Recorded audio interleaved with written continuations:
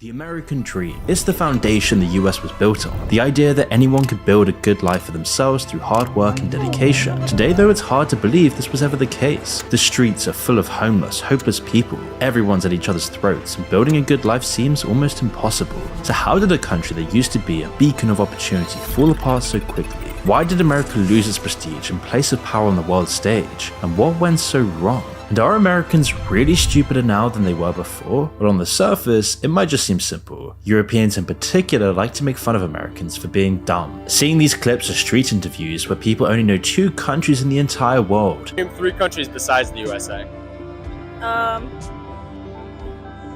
Yeah. Any 3, you know this. Canada? New Mexico, right? That's good? Yeah. Where they think dinosaurs still exist. Would an ordinary person be able to get away with killing a triceratops, or is the Donald Trump's kids just being able to get away with that because they're Donald Trump's kids? I think they're getting away with it because they're Donald Trump's kids, and I think anybody else would just get in trouble, and they're honestly, just, I don't know. And have no idea which continent they're even on. Country on this map. How about this? How about this? And the videos are quite frankly shocking, compared to just 50 years ago, and it seems like America has already entered into the world of idiocracy. When I watched these clips for the first time, I couldn't help but wonder what has happened within America in the last few decades to bring about this decline. Of course, it's not all Americans, but it's undoubtedly clear that something has been happening. Don't take my word for it, just look at how American politicians speak to their people. More inflation. What a stupid son of a bitch. While American culture is unlike any other nation in the world, today it does a better job of appealing to the lowest common denominator than anywhere else. And with the advent of the internet, the world has gained an all too intimate understanding of America. They're assaulted with it wherever they open their phones or go online. So in this video, we're going to be going over why Americans seem to be becoming dumber, how the American people have been stunted and poisoned for profit, how the country is losing the core values that made it so great, and how it's alienating Americans from the rest of the world. And finally, and most importantly, where the future of America is headed and how it can reverse its course. So let's dive in and discover what went so horribly wrong.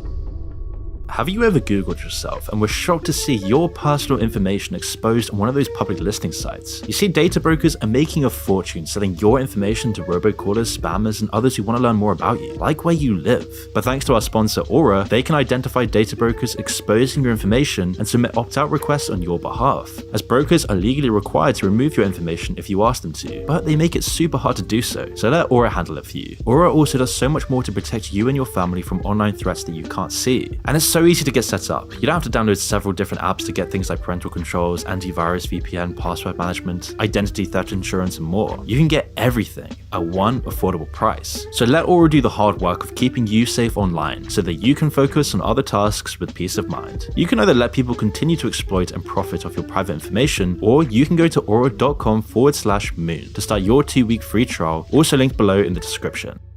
Well, to understand how America can change this, how America can become the greatest nation once again, and inspire people around the world, we need to understand how American society got so bad to begin with. And to do this, we need to explore its founding ideals and how each one was eventually turned on its head. Now, if you went to school in America, or anywhere else really, you've probably heard the story over and over again. Sick of British taxation, America's founding fathers fought for their independence, declared that all men were equal, and built a nation founded on the principles of reason. But looking at America today, and it's hard to see how a nation founded on rational thinking and logic could become such a contradiction of itself. Were the ideas faulty to begin with, or were they corrupted over time? And who were they corrupted by? Well, the only way to know it is to analyze where these ideas came from in the first place. And we'll make this quick. This isn't just going to be a boring history lesson. But for context, over the course of the 17th and 18th centuries, Europe was wrecked by a series of bitter religious wars. The break from Catholicism and the split in the church created by the Reformation ripped up the foundations of society. Both nations and families split along religious lines, and eventually a series of wars was inevitable. They were brutal, vindictive conflicts. They easily surpassed the world wars in their proportional damage. Germany alone lost 1/3 of its population during the 30 Years' War, a religious conflict which occurred in the early to mid 1600s. But after all the dust had settled, no one type of Christianity became victorious. Instead, the struggles only laid the groundwork for an entirely new way of thinking, the Enlightenment. Over centuries, philosophers and people we'd recognize today as scientists had been building a new foundation. The chaos and destruction made it clear that no one religion could work anymore as a basis for governance. Instead, that would come from the reason of man, the principle on which all the Enlightenment ideals were built. From this came ideas like the equality of man. European society and culture burgeoned. We saw the Renaissance era, beauty, art, elegance came to the forefront of our culture. However, whilst this was happening, Europe still was aristocratic, and there was barely any movement between social classes. It was almost impossible to become a rich man if you were a poor man. And it would take a new land and a new country to see this idea of liberalism come to fruition. Religion still had a strong place in society, of course, but the Enlightenment slowly erased the dogmatic thinking that characterized the religious wars. God's place in the world was no longer thought of as tied to religious texts. Instead, God was the force that gave man their reason and offered them a world to unravel. People's relationship with their state was also brought into question. People were rational thinkers, and the Enlightenment taught people to be wary of tradition, as it would get in the way of progress and reason. Traditional models of government, like an all-powerful monarch and its subjects' complete subordination, were thrown out. In Europe, this process took centuries, and even today it's so much harder to climb social classes than it is perhaps in America. And so, of course, in America, this transition happened almost overnight. Everyone who went there wanted to be free, to do something new, to be ambitious and build something great. And whilst America still was a British colony, it had an outsider perspective. It could see how stifling and constricting the British Empire truly was. They couldn't embrace Enlightenment values, whilst being subject to an all-powerful monarch, subject to ridiculous taxes and decrees. There was no true freedom of speech. It was only once America threw off the shackles and won their independence, reason could prevail. And it's hard to see how this nation, founded on the principles of reason, virtue, and rational thinking, could be the same USA as we know today. It's a case of selective memory. Some of the ideals stuck and made up the national American character, the idea of freedom, for example, especially from one's own government, which is one of the best things about America. But over time, other ideals were diluted and their meaning slowly changed. And the one ideal that underpins them all, reason, was forgotten,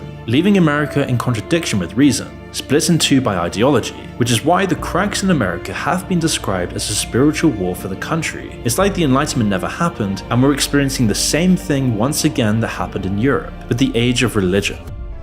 If history is truly cyclical, then we're in for a rough time. It's hard enough to truly see the world for what it is, even harder to tell where it's going. It's a simple fact that indulging in modern society's many vices makes you dumber. Rising above it gives you an unassailable advantage, but even just understanding how it's happening helps you avoid the obvious traps. That's a process that you can begin today. Now that we've got some of the history though, we can understand how America was founded, and from there, we can begin to explore what went so wrong. The first pillar of America's downfall is social media. You'll see how divisions and disunity within America have been exploited by a new class of billionaires, and also foreign agents. And once you see how a nation has been turned against itself, you'll begin to understand how detrimental it truly is. You might even get a sense of how dangerous social media could become if it's left unchecked. So let's dive in and explore just how social media is robbing America of its free will. If you need proof that America is no longer governed by reason, all you need to do is look at social media. The billions of comments, tweets, reels, and pictures that get posted every day are an amazing window into the country's collective consciousness. You don't need us to tell you how distressing and vast this experience truly is. Everywhere you look, it's more and more degeneracy on these platforms. The people who rise to the top are those that sell their soul the most, the ones that scrape the bottom of the barrel for views. In fact, the main influences of 2024 seem like an omen for the collapse of the West. You see, in the past, influencers were seen as the most talented, hardworking, and aspiring icons in American culture, like Mark Twain, Elvis Presley, and Neil Armstrong. Generations of people all around the world grew up aspiring to be like these American idols. But today, we now look up to American influencers who brag about how many dicks they can suck. 1,000? Yo,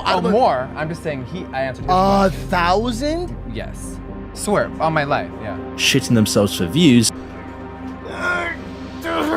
Or how many men sleep with their wife. Most people in modern America are assaulted by it on all sides every day. From when they wake up to when they fall asleep, the content they consume is endless. And what exactly makes up that stream of information? If it's not degenerate influences, it's problems in faraway countries that have no impact on your day-to-day life. Vladimir Putin has just addressed the Russian people moments ago, announcing what Putin called the start of a military special operation, in his words, to demilitarize Ukraine. Israel has formally declared war after that unprecedented multi-pronged terror attack from Hamas, shocking the nation, catching its intelligence service by surprise. As well as practically unsolvable issues within American society that are thrown in people's faces every day. And if it isn't some existential problem, it's someone else's success and fortune that's been advertised instead, making you feel insecure, weaker, and strive for more materialistic and narcissistic pursuits. With social media serving as a reminder of what you don't have, what you can't solve, and that you you should be immoral like your favorite influencers. It's easy to see how it makes Americans feel useless, powerless, and lacking any virtue, disabling them from impacting the world around them, shining a mirror on the corruption of America itself. But it isn't just a way for people to see how messed up our world really is. In fact, it negatively warps people's views of the world, and it's this process that literally changes what living in America is really like. Today, real communities, especially for young people, are few and far between. There are no communal gatherings anymore. They've slowly and systematically been replaced by the digital world. It's something you've definitely noticed in your life, but for young children, it's even worse. Those key years where you explore and learn about the world through your own senses have been sabotaged. Kids rarely if ever go outside on their own. They're learning about the world through TikTok and online content. We already know this is damaging to people's mental health and even their ability to think clearly. A study of 3,000 students who used TikTok found that they suffered memory loss from using the app, most likely as a response to the stress and negative thoughts it creates, with TikTok even creating fake Tourette's syndromes, where it quite literally influences people's behavior so much that they develop Tourette's from TikTok. And TikTok's an entirely different subject, a weapon of the CCP, a way of the Chinese poisoning American society. The isolation and anxiety we endured because of COVID is having a lasting and unwanted effect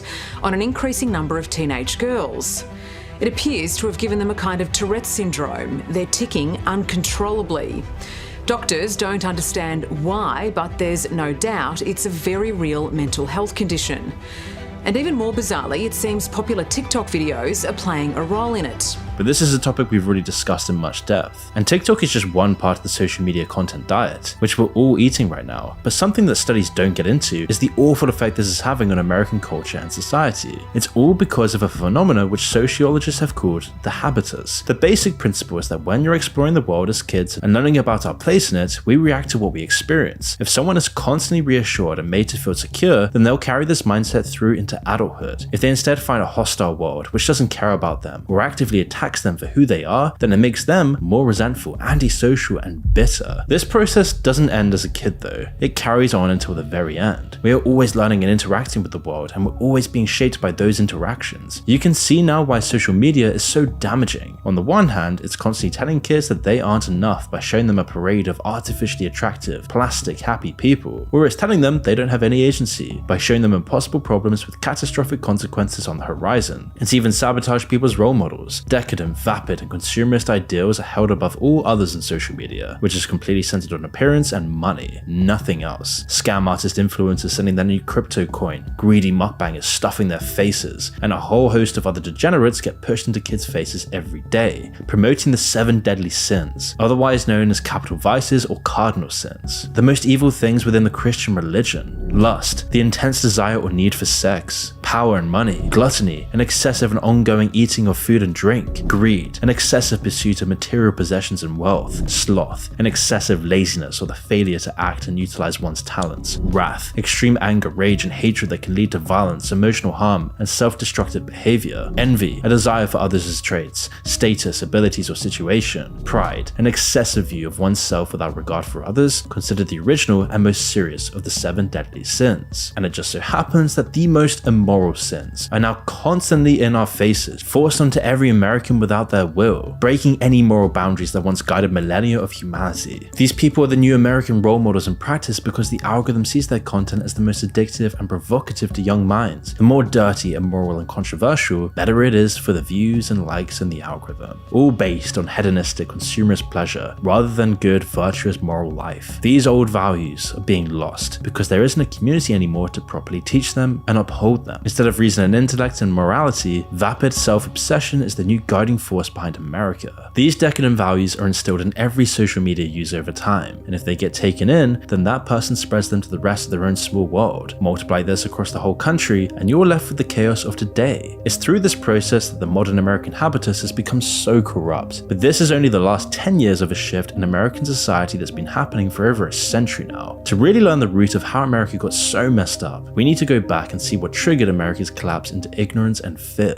America is known as land of the free, but what does freedom actually mean? In one sense, it means being able to live your life and do what you want without being hassled and obstructed by the government. And in a lot of ways, America is still a great country for that. But another sense of the word is being free to think and believe what you want and being free to share it with the world. This is what's really dangerous for governments and regimes. A free-thinking population is less malleable, harder to control. It's harder to get them to do what you want. And when you want them to work, fight, and give their lives for a cause that they might might not really agree with, it's even harder. This was the problem that faced the American government in 1917. Centuries of isolationism and non-interference with old world wars meant that the people were strongly against directly intervening. It was something they couldn't allow to continue. The history books talk about German submarine warfare as the main reason that the US joined the war. They just kept sinking American ships and killing American sailors and passengers. But while that's part of it, the real reason behind the government's desire for war was financial.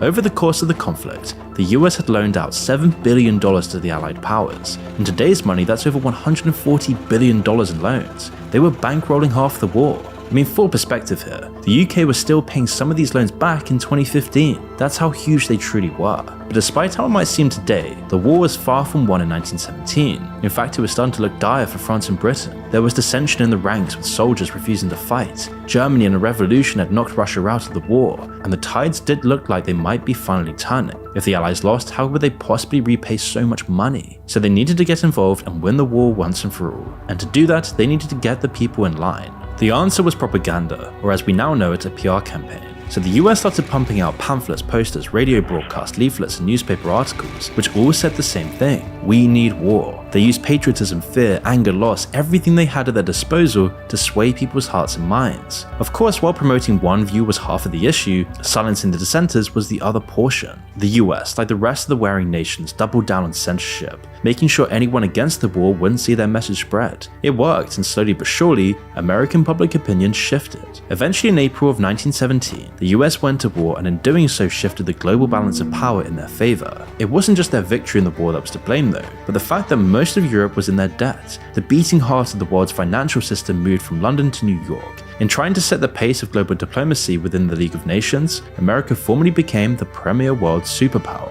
It wasn't just these massive global changes that set the next 100 years of American history into motion though. Something else had happened behind the scenes that would change everything. And the person behind the coming silent revolution was a man named Edward Bernays.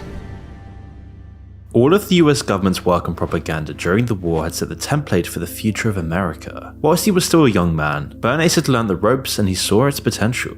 In a way, the war was the perfect product for his ideas because it was so imperfect. If the government could sell the horrors of war to so many young men, what else could he sell using the same techniques? Well, the key lay in communicating with people's unconscious inner desires. If you could position a product to be the answer for those instead of what it really is, then it could be carried on symbolism alone. Bernays founded his very own PR firm, set on doing exactly this. One of his greatest successes was selling cigarettes to women. It was pretty much a completely untapped market. Cigarettes were seen by society as manly, and whatever the tobacco companies tried, they couldn't shake this image. So Bernays' solution was a two-pronged attack on women's desire to be equal and their desire to be attractive. First, he ran incessant campaigns advertising smoking and cigarettes as an alternative to snacking. Reach for a lucky instead of a sweet was a particularly famous one. His other equally insidious ploy was to equate smoking with liberation and first-wave feminism. He planted paid actors to smoke at women's marches, ran ads in women's magazines tying it with the movement, and actually used smoking's old reputation against itself,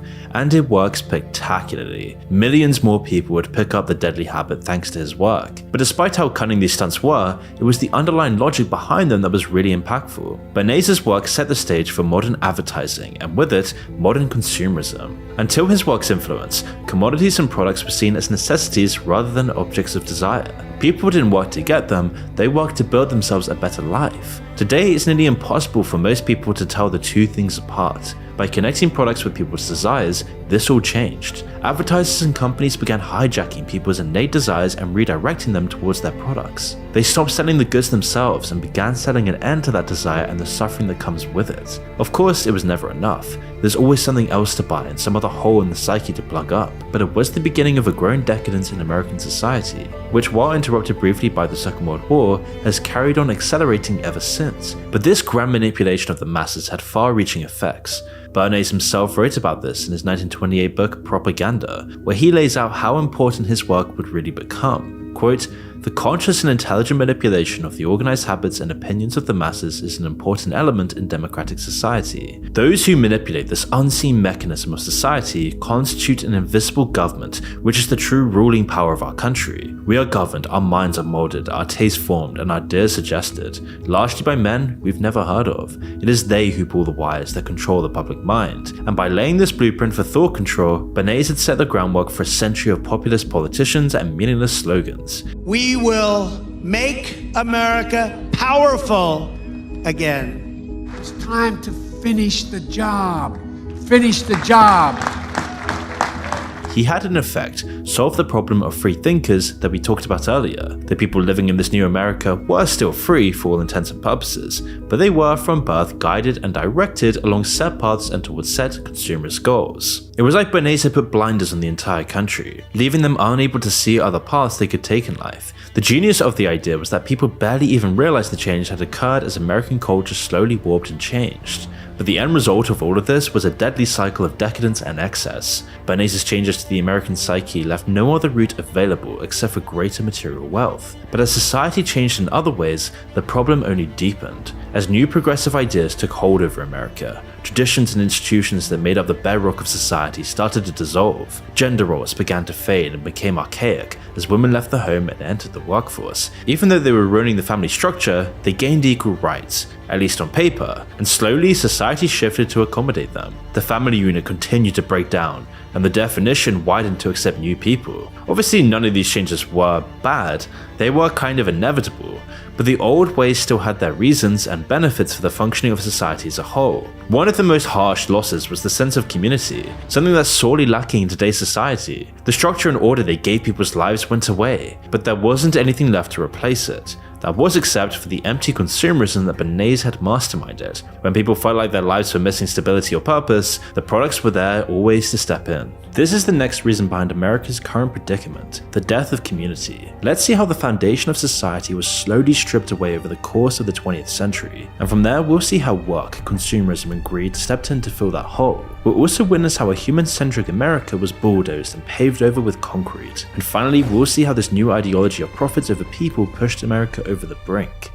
As American society and history progressed, this addiction to consumerism only grew stronger. The gathering place for the community used to be the church. It was the center around which life revolved. You were baptized and named there, you got married there, and you went there every week to see people you knew. Even after you died, it was likely where you would end up. It wasn't about religion and belief itself, that was important, but what really tied people together was the sense of community it brought. But as American society got more and more secular, the church stopped playing a big role in society, and as it lost its place in more urban areas, the community that came with it faded into history. Of course, this isn't true of everywhere in the US, but for most places, this is what happened. Jobs changed as well. It used to be the case that most people's place of work was pretty much on their doorstep. Whether you worked in a factory, a post office, or pretty much anywhere really, you were always far more likely to be closer to home. The process of deindustrialization that began after the wars, and that continues to this day, is to blame. Instead of doing meaningful work where they actually created something, people were shuffled into stuffy office jobs and cubicles. If you've ever worked one of those jobs, then you won't need us to tell you how soul-crushing they can get. But an often forgotten way that these jobs break American society is the commute. It's not just the way it can waste hours of your time every day, but the fact that the work itself became so detached from the rest of life. Working in a mine or a factory obviously has its drawbacks. It can prematurely cripple you if it involves repetitive, exhausting work, but at least you were spending that time with your friends and your neighbors, members of your community. But instead, when people began commuting to the cities en masse, they started spending a great portion of their lives with people who are pretty much strangers to them. Unless by some miracle you all live locally, your office co-workers aren't your true friends and family. You didn't grow up together. The only experiences you share are boredom and frustration, and maybe some after-work drinks every now and then. Everyone from the janitor to the CEO instinctively knows this. It's what makes this insistence that your workplace is a family and that you need to band together that much more inauthentic. The majority of the office would rather be anywhere else at any given moment, but because the factories and the old places of work shut down or don't pay nearly enough anymore, it's really the only option you have. Once people finally get home after each day, they're usually too existentially exhausted to do anything else. And you can't even imagine a better way to break down community ties than with the systematic separation of work and life. It wasn't just society that changed either. This process changed the physical world in which Americans live. City planning changed from being designed around people to being designed around cars. Green fields and open country got replaced with tarmac and suburbia. America went further than nearly any other country in this respect. It's not uncommon for there to be no sidewalks sidewalk or pavement for miles on end, just oversized roads and jumbo cars filled with jumbo people. Somewhere in America's transformation, massive parts of the country lost something as instinctual and natural as simply walking. In its place are mass-produced cookie-cutter houses all built to a template and completely bereft of soul. On top of that, the product of this transformation is just plain ugly. It's remarkable the effect this has on your subconscious, living amongst concrete rather than nature. There are plenty of examples of beautiful architecture in the US, but most of them are in the big cities like New York. The other 99% though is covered in modern buildings that look exactly the same. The rest of the world, particularly the old world, is different. Over thousands of years, cities were built and evolved based on the natural materials people had available to them, giving cities character. Take for example the Scottish city of Aberdeen. It's cold, wet and grey, but it doesn't detract from the city. Nearly everything is built from granite, the same kind found in quarries surrounding the city. And so the city's history and identity is organic and ever present. You just look around and you can feel it. In other parts of the world, we've seen governments and ideology intentionally destroy this character and beauty. Nicole Ceausescu is one example. Over his nearly 24 years in power, he spent lots of time bulldozing old historic buildings in Bucharest and replacing them with his own, brutalist concrete blocks and towers that were designed to impose over his people, remind them to conform,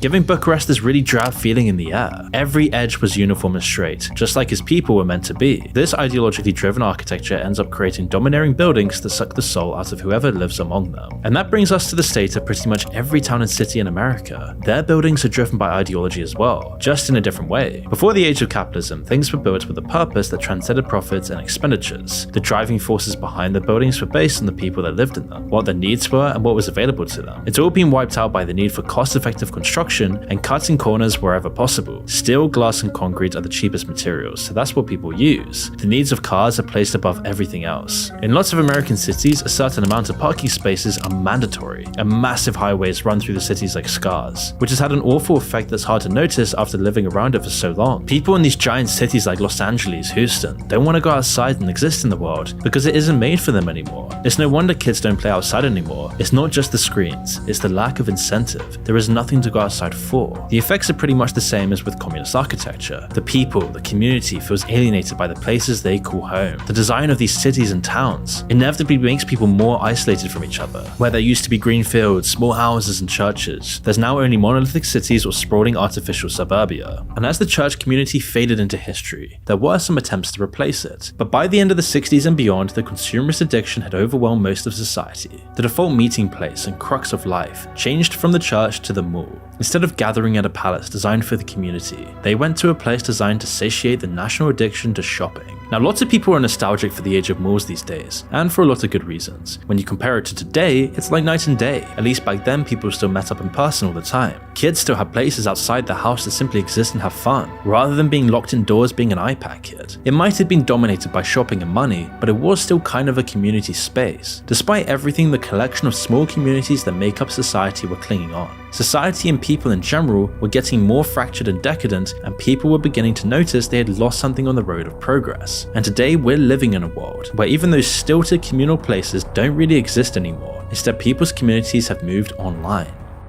We've already talked about how massive a problem this is, but why does it matter to you? What makes any of these issues different from the unresolvable stress-inducing problems that are everywhere on modern social media? Well, despite the ways that the fear-mongering media presents other countries, America is still the world's premier superpower, both on the political chessboard as well as culturally. This cultural dominance extends to everything, and over the 20th century, we've seen American influence change countries forever. What succeeds over there, whether it's an online fad, a successful tech startup, or a new genre of music, eventually goes international. All of these American problems, even if you aren't American, will soon be your own as well, and that's assuming they aren't you and your country's problems already. Understanding America's problems is like peering into the future because of this. America's consumerist culture is the best at placating people's innermost desires, regardless of the consequences. We'll see what they've done to food in a minute, but so many different parts of American culture are like this. They're designed to take advantage of people's psychological weaknesses. This is exactly how Nietzsche defined decadence. When something doesn't appeal to your virtue and instead relies on your vices, it's decadent. Looking at the people that American society rewards shows you this in action. A decadent ruling class takes as much money from society as possible and uses it to fuel their desire for more money, more material wealth, and whatever else they can think of. But with a money over everything attitude, it creates a decadent, ununified society where everyone else learns from them. Perfecting these vices becomes the only way to get ahead.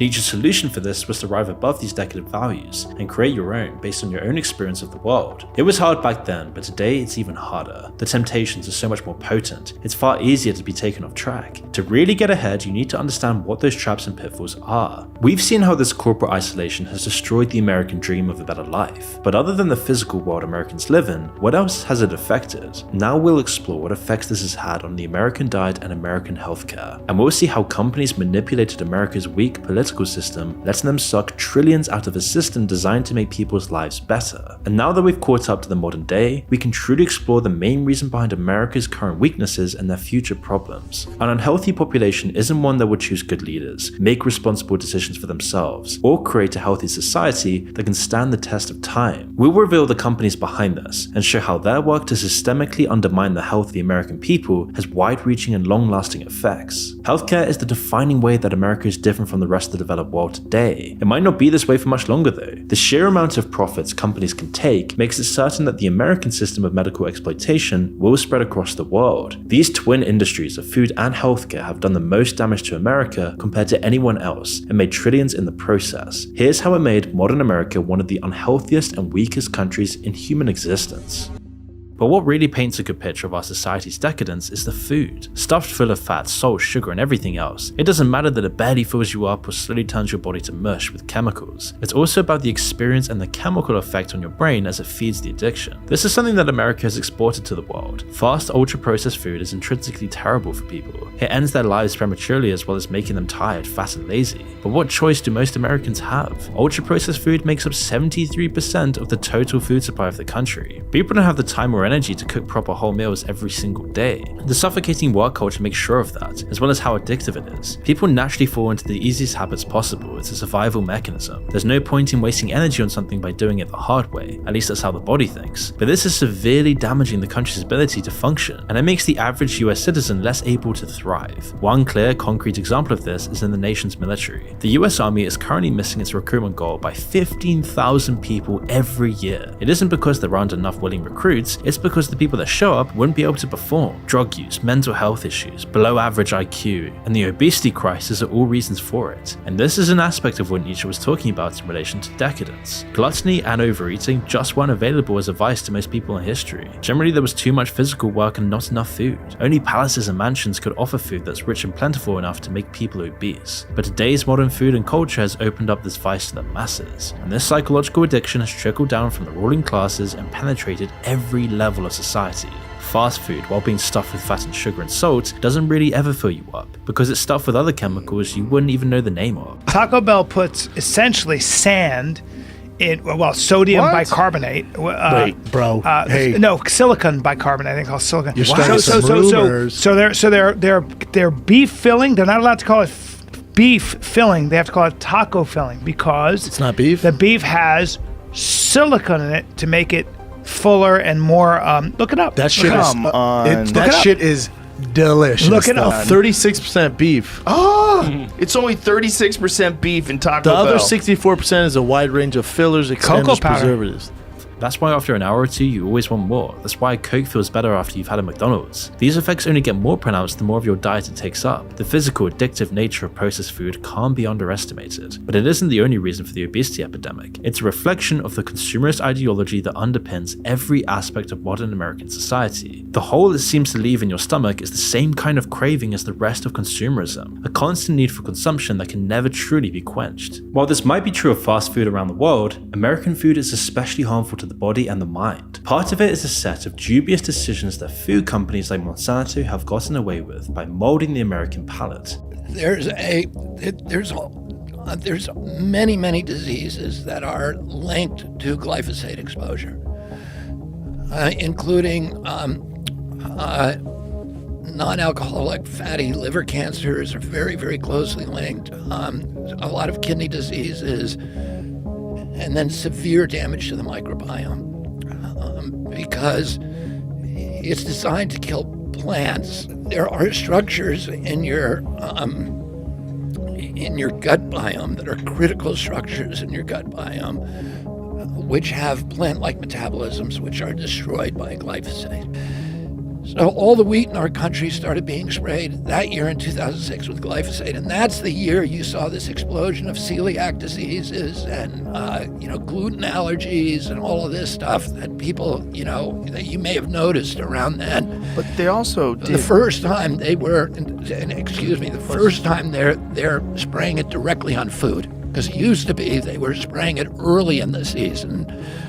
And it would wash off, and the corn would get higher than the weeds, and you wouldn't have to do it. But now they're spraying it directly on our foods. Across the world, companies making processed or ultra-processed food will stuff as much sugar, fat, and salt in as possible. And I'm sure we all know this by now. The largest companies have entire laboratories dedicated to sneaking in as much as possible without going past what consumers will want. It's a calculated decision, as our bodies naturally want all of those things, thus making our food so much more addictive. And America turns all of this system up to 11. Take American bread, for example. If you've ever tried it in comparison to bread from other countries, you'll notice it's much sweeter. And it's because America is alone in adding large quantities of sugar or corn syrup to their dough. On average, 2 slices of American bread have 3 grams of sugar. Now, this might not seem like a massive amount, but other than a tiny bit for activating the yeast, it's a completely useless ingredient. And so when companies have to try and mimic American bread in other countries, they stuff it with sugar as well. Subway stores in Ireland technically don't sell bread, they actually sell cakes. The loaves they use have so much sugar in them that the government considers them a confectionery product instead. Still, the 5 grams of sugar in a 6-inch Subway doesn't even compare to the nearly 6 grams in a smaller yet sweeter Big Mac bun. Across the board, American food is just like this. Over decades of conditioning, companies have succeeded in giving Americans a far sweeter palate than any other country. It's something they've done with the full compliance of the FDA. Their regulations are far more relaxed, letting companies put tons of potentially harmful and unneeded chemicals into food. There's a million examples. One is called azodicarbonamide, or ACA, banned in the EU and the UK for links to cancer in exposed lab animals. The chemical is used to industrially bleach and treat American dough. It's also used to make plastic yoga mats. Another of these chemicals is called potassium bromide, which is used in the US to help dough rise, but has been linked to kidney and thyroid cancer, being banned everywhere in the world, including China, Brazil, the EU, the UK, and India, just to name a few countries, and yet it's still widely used in the US. Why is this the case? It's because the American government and the FDA have even less incentive to fix it than other countries. It doesn't matter how many obese people they make, or how unhealthy the real American diet is. In fact, it actively helps them. Their friends in the pharmaceutical industry make all their money from treating the obesity epidemic. They sell pills that treat high blood pressure, and they sell insulin for diabetes. In America, thanks to their lobbying efforts, they sell these crucial drugs for far higher prices than pretty much anywhere else. This commercialization and commodification of life-saving drugs is just something the American people have to live with. The degree of corporate control in the American government is far higher than anywhere else in the world. The American government is complicit in this long squeeze, and the effect it's having on their people is slowly coming to fruition. But what does this mean for the rest of the world? Well, as we've seen, it's a model of running both food and healthcare that leads to far more profits in return for far more suffering. It's unfortunately a model that other governments will be eager to adopt if they think they can get away with it. The most widespread and most dangerous effects of this are on America's people.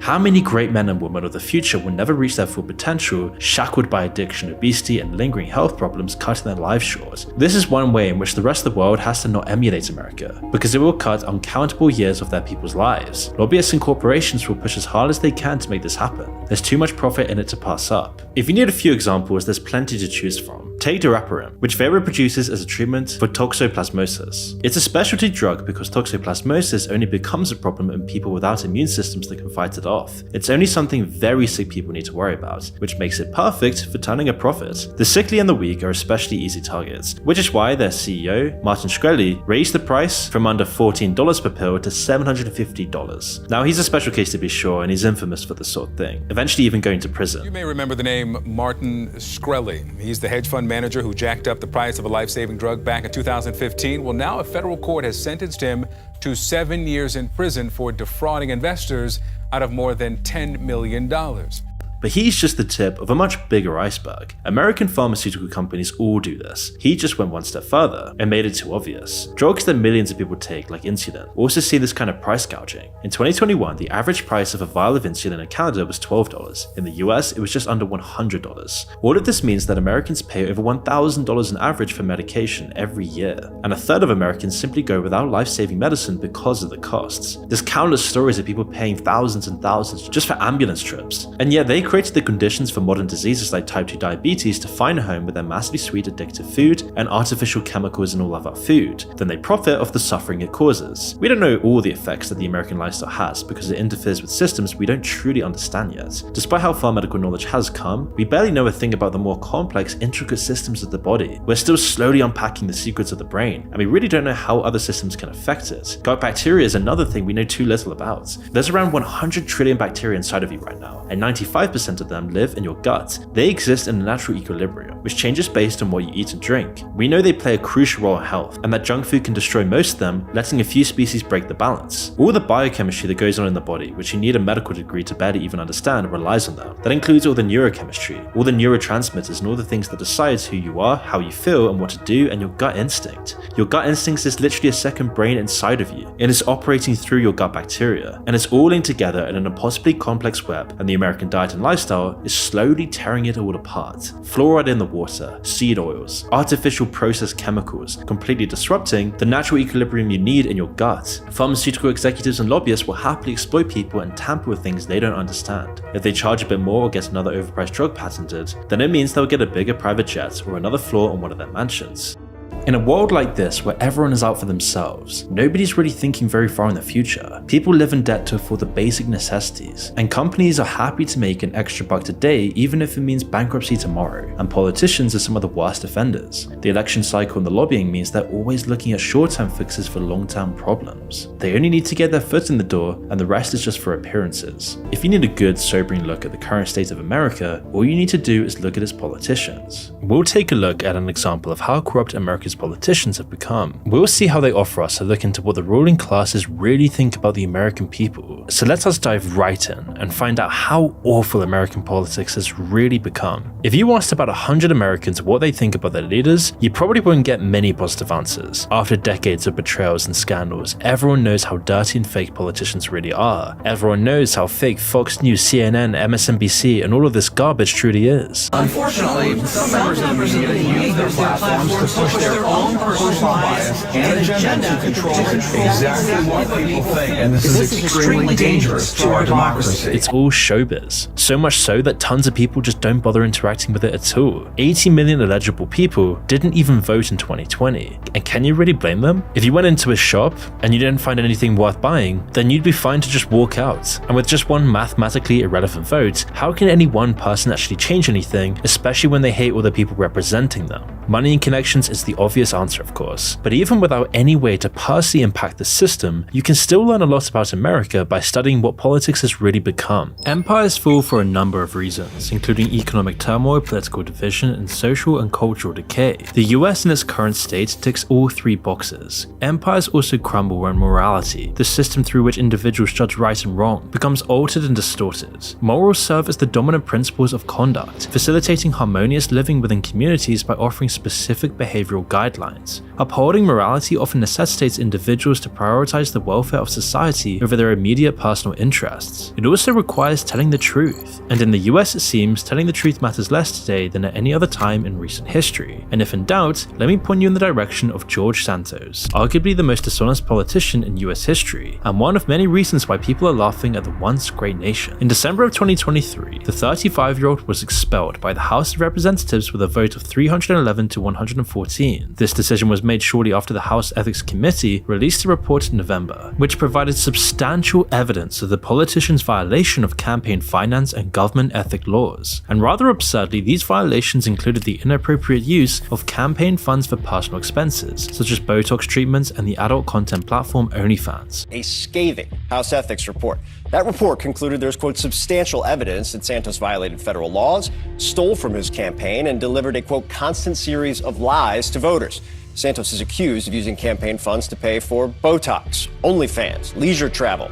In response to the expulsion vote, Santos, who was already facing a federal indictment consisting of 23 counts, including money laundering and theft of public funds, announced that he will no longer run for re-election in New York's 3rd District. This is a wise choice, as it's difficult to imagine anyone in their right mind voting for a man who has told so many obvious lies and using taxpayer money to pay for OnlyFans. A year before being expelled, CNN published a scathing piece that delved into a few of the falsehoods Santos had propagated. For instance, he falsely claimed that he attended a prestigious private school in New York City. He didn't. Additionally, Santos claimed that he had previously worked for renowned financial institutions such as Goldman Sachs and Citigroup, a claim that was proven to be utterly untrue. Furthermore, CNN of all news outlets uncovered more instances where Santos provided misleading information about his family's background. For example, he claimed that his mother had Jewish heritage. However, journalists consulted by CNN found no evidence to support this claim. In another lie, Santos stated that his mother, who has resided in Brazil for several decades, was a white immigrant from Belgium. Moreover, Santos admitted to fabricating certain aspects of his resume, including falsely claiming to have obtained a college degree. He never even attended college. Furthermore, one of his abhorrent lies involved his grandparents and claiming that they were survivors of the Holocaust. They're not. So is it any wonder that tens of millions of Americans agree that the country is in the midst of a moral nosedive? In survey after survey, individuals of all age groups, educational backgrounds, political affiliations, and religious beliefs in the United States consistently express that people have become less compassionate, less honest, and less respectful compared to the past. They look around the country and they see people like George Santos, elected officials telling the most outlandish lies. They look around and they see criminals being rewarded for their behavior. Yes, rewarded.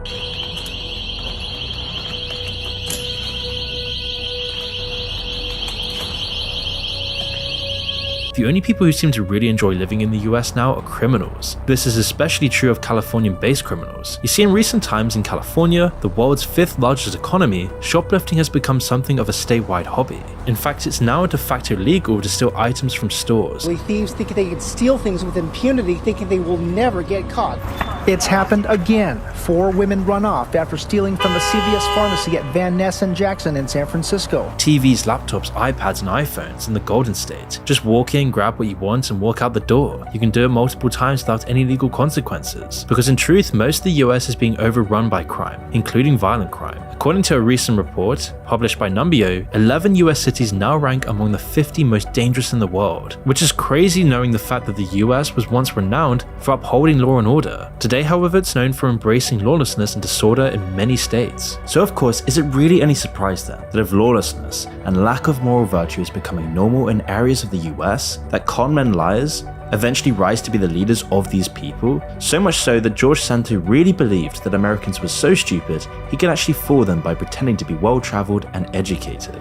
It's a fact that Americans don't value education as highly as other countries. There's still plenty of exam stress and pressure, but it still isn't as much as other countries. With seemingly little to gain from it and less cultural pressure, it isn't surprising that most American kids and young adults won't put in the 12-hour days that are expected of lots of Korean and Chinese students. Add in immigration and American kids are competing with a whole world of more dedicated, disciplined, ruthless students for a few more university places at the top. The pipeline doesn't go the other way. In fact, Americans are far less likely to travel and see the rest of the world than people from other countries. Most people in the US don't even have a passport, more than 1/3 to be precise. Now, this is not to pick on people who perhaps can't afford to travel abroad and see no need to own one. More so, this is to shine a light on one of the reasons why America's ignorance of bliss phenomenon is so problematic. You see, most people in Europe have a passport. For example, only 12% of the German population don't own a passport. More than 70% of Canadians have a passport. But as for Americans with passports who do travel, where do they even go? Well, Cancun and Canada seem to be the most popular destinations. When most people in the US travel, they never really leave North America. And this could be a problem. As many claim, travel broadens one's mind. Traveling to faraway lands has been shown to enhance cognitive function and stimulate creativity. By immersing oneself in unfamiliar cultures, the mind becomes more adept at transitioning between diverse concepts, engaging in critical thinking, and synthesizing thoughts. It allows them to be more open to humans across the world, opening one's mind to new perspectives, new ways of thinking, helping shatter any stereotypical illusions that may have existed before. As this study shows, those who actively engage with other cultures find it easier to hold multiple contradictory viewpoints simultaneously. In other words, exposure to diverse culture makes people more intelligent. And yet for many Americans, they refuse to even travel anywhere else, even if they have the money. As for the ones who do make it onto foreign soil, many thousands of miles away, they actively refrain from engaging in local customs and trying new foods. A significant number of Americans, approximately 3/5 to be exact, confess to not exploring local cuisine while on vacation. Furthermore, over 70% of respondents admitted to indulging in takeout meals during their trips, usually with McDonald's and KFC as the top contenders. But in addition addition to refusing good foreign food, most Americans have no interest in learning anything about other non-US cultures. Take foreign films for example, and it seems that Americans are not a fan. In fact, over the last decade, the number of foreign language films being viewed by Americans has dropped considerably. Why is this the case? Well, it might be because foreign-based films come with subtitles, and if there's one thing Americans hate, even more than traveling to foreign lands and trying local cuisines, it's perhaps reading. But before we get to that, it's important to analyze the implications of all of this and the underlying reasons behind it. Yet another key part of the American identity that's been lost over the years is the idea of a manifest destiny. Through exploration of new lands, Americans could find an opportunity to live better lives. In the past, it was far more literal, of course. If you wanted to explore, you could physically get on a wagon train and travel out west, find gold, find new lands. Today though, it's a little different. From an early age, kids don't see the value in exploration anymore because there isn't much of a world to explore. Everything's by car, everything's paved out with giant mega roads, 8-lane traffic, malls, and suburban sprawl. As we already talked about, it's all just parking lots, highways, and decrepit shops. Kids can just get all the social action they want vicariously through social media, their iPads, TikTok influencers. There's no need to seek out new people and organically experience new things. That loop of boredom leading to exploration and new experiences has been broken by the modern world, and America's ahead of the game compared to the rest of the world in this regard. It's the most advanced technologically, and so it's the first to experience the results of being too advanced. And so of course it's beginning to see the results of what happens when an entire society is disconnected by technology. It's why many Americans can be so unlikely to try new foods, experience different cultures, or even travel outside of their own state. Looking towards the future though, it's creating a nation where many are just too comfortable and placid and without any shred of the American spirit that pushed the country into its golden age. Of course, this isn't all Americans, and some states in particular still have that strong American spirit within inside of them. And it's not misguided either. History is obsessed with facts on conditions and geographical influences, and it's not misguided. Obviously they're important, but it doesn't paint the whole picture. It forgets things like national character. When Rome was fighting the Punic Wars against Carthage, it was pretty much a coin flip on who would win. Rome lost around 60,000 people in one battle, a huge proportion of their population. Any other country would have capitulated, but Rome carried on despite the catastrophic losses. They won the war and went on to build an empire that would last for over 1,000 years. Their national character changed history. So imagine what would have happened if they were a bit less determined, a bit lazier, a bit more comfortable in their own bubble of decadence. Well, this is exactly what happened to Rome. The fall of Rome was marked by this, by degeneracy, by apathy, by laziness, by being too comfortable from their past successes. And this is perhaps the condition that America is in right now. As many say, every 250 years, great civilizations collapse. And 240 years since America's founding, and America is finding itself in a wary position. How can they expect to stay on top for much longer when Americans are being undermined in so many ways, by poisoning their people and narrowing their horizons until all they can see is their own hedonistic desires on a hamster wheel? America's ruling class are sabotaging the nation, and you can see why they've done it. An uninformed, short-sighted populace is far easier to control with bread and circuses. So let's explore how America put aside the written word and replaced it with new, more stimulating attractions. We'll see how new technology will be mishandled and misused to push America further into ignorance. And finally, we'll see what all of this is going to mean for America's future. Americans have been falling out of love with reading for so many years, as is true for many of the West. But now things are getting kind of worrying here, as more than 50% of adults have never read an entire book in the past year. Furthermore, a huge amount, 22% of adults have not read a book in over 3 years, and over 10% have never read a book in more than a decade. Which might be why there's a growing trend of Americans who can't use basic grammar and spell simple words. But this isn't just because they're bored of reading. It's because of the US's warped education system that is now becoming a national issue within the states. As it turned out, 40% of Americans can't name one First Amendment right. Fewer than half of Americans can name the 3 branches of government. Most Americans can't name a single founding father. Millions don't even know who the US fought in World War II. They just know they were bad and that the US won. So if tens of millions of Americans don't know the basics about their own country, can we really expect them to know or care about what goes on in other countries? For years, decades even, the education system has failed to do what it was designed to do: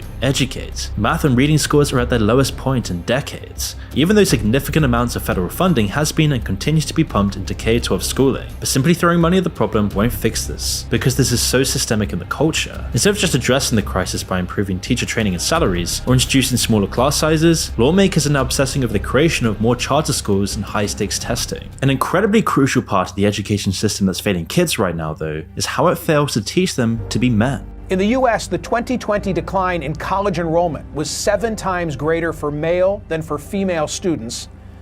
Among men with only a high school education, 1 in 3 is out of the labor force. For those who have a job, typical earnings are $881 a week, down from $1,017 a week in 1979. Mortality from drug overdose, suicide, and alcohol-related illnesses are almost 3 times higher among men than women. Just a tip of the iceberg of the alarming findings. How many young boys are growing up without a father figure, or even any real male role model? With 75% of teachers being women, there's a gender gap that's seriously damaging young men in the long run. It's a reflection of how American society has been changing and shifting away from masculinity. In the more left-leaning parts of America, natural male aggression is seen as something to be ironed out and removed with pills, told by bossy, miserable fat teachers to sit down and obey. They're scared of masculinity. The extreme left's misguided moralism sees that aggression as the precursor to violent crimes in the future, but by denying it and refusing to accept its existence, it tears these young men apart. They don't get taught to channel it into something more productive because they don't have a role model or a society that will tell them how to do it. That's why you see Generation Alpha, young children, looking up to these twisted, degenerate influences. I've made a ton of videos on these kinds of people, but I'm talking about entire generations of school children without any real male role model, seeing that the biggest influencers are talking about cucking themselves. Okay, so Jason, give me a genuine review. How was it? 100%, 9 out of 10. And how many dicks they can suck. After this, we'll show you my phone. You can see all your friends and rappers DMing me. They're in fucking nudes. So no, I don't have to do any work. At the end of the day, it's just yet another part of the American system that's failed its people. Kids get pulled in 10 different directions by far more interesting things than schoolwork, and it stunts their discipline to ever achieve, which was made a whole lot worse by the pandemic year, where school just went out the window altogether, and was replaced instead by Fortnite videos and a huge rise in more degenerate influences, teaching your children to think like they do, going into the narcissistic influencer machine. I mean, ask nearly any teacher and you'll get the same answer. After the pandemic, kids have been much harder to keep focused, and as you grow older, you slowly learn that pretty much everything in life that's worth seeking out is hard work. Health, wealth, lasting happiness for most people is all locked behind years of discipline. This is what the American dream used to mean. The idea that there's a place where if you can apply yourself, you'll be rewarded with a good, happy life for you and your family. Modern America has so many different things working against this idea that most people won't bother trying. They'll get suckered in by fattening, lifespan shortening food, addicted to social media, scrolling, dating on apps, watching adult entertainment, vaping, and having their culture warped by the most degenerate people out there. The worst among us teaching your kid how to think. Before your children have even been able to tie their shoelaces, they'll be under assault from all sides. So then, what does the future of America look like? From such a weak standing point, how will American society deal with the changes to come?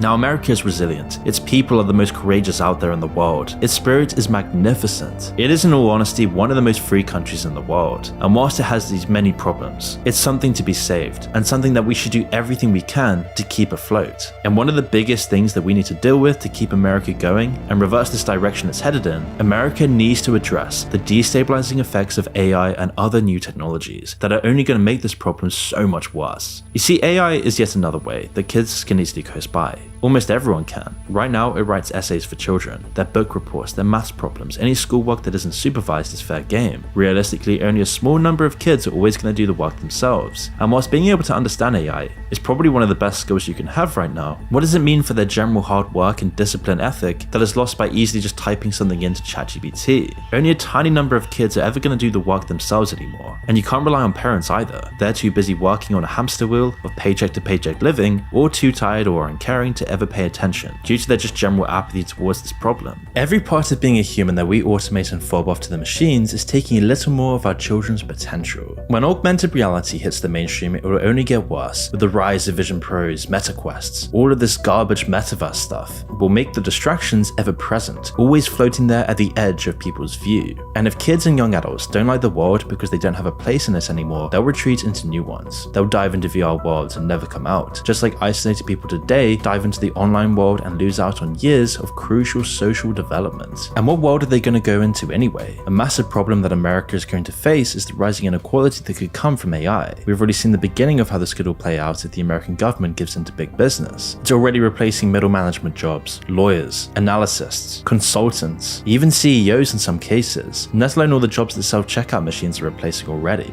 In China, a Fortune 500 company replaced their CEO with ChatGPT, and ChatGPT even outperformed all other competitors in that niche. We're already seeing a huge homeless crisis within America, tons of layoffs in Silicon Valley. All truck drivers are going, just like the horses who lost their jobs when the car hit the mainstream. Tons of creative jobs already on the way out as well. It seems like America has two massive problems to deal with here. They've got to deal with a huge swath of disenfranchised people who are pushed out of the job market entirely. And people say, oh, people are just adapt to the economy. Do you really think truck drivers all around the US will suddenly learn how to code? It's just not going to happen. Millions of angry people who've seen their country's values turned inward, who feel like their vote doesn't matter anymore. These are the people who built America in the first place. And millions of angry people around America is not a recipe for a peaceful, productive society. And of course, many of these problems here aren't just about the US. The US is just at the front of all of these problems because it's the biggest country in the world. All of these problems eventually trickle down to the rest of the world. And for all its flaws, America still is in a dominant position on the world stage in nearly every way. Its cultural influence is everywhere. In whichever country you might visit, people eat American food, read American news, watch American shows, and often they live American lives whether they know it or not. Some countries' news agencies are more concerned with whatever Trump is doing than reporting on massive scandals and stories in their own back door, with the internet only spreading America's reach further and further. The whole developed world is really just one step behind, inheriting all these problems. So what can you do to survive the strange world we're finding ourselves in? When there's so many things pulling you towards decadence and vice, it's hard to see a way out, and when the world is so harsh, it gets tough to make a good life for yourself, but it doesn't make it impossible. People throw around the idea that hard times create strong men create good times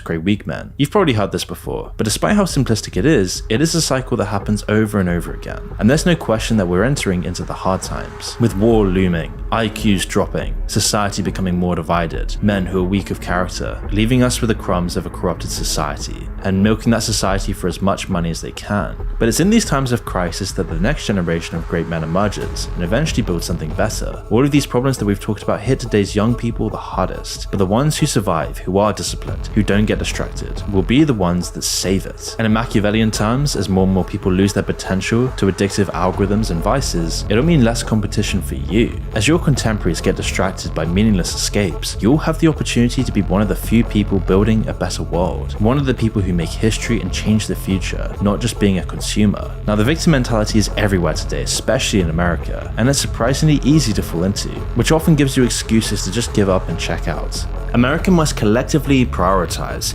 intellectual and moral development over material success, greed, narcissism, all the deadly sins that are promoted to you on a daily basis. Through a renewed commitment to truth, community, enlightenment values, America can hope to reverse this trend of declining IQ scores and rationality. It's at this point, though, that you need to remember the words of Reverend Philip Brooks, an often forgotten figure in history. Do not pray for easy lives, pray to be stronger men.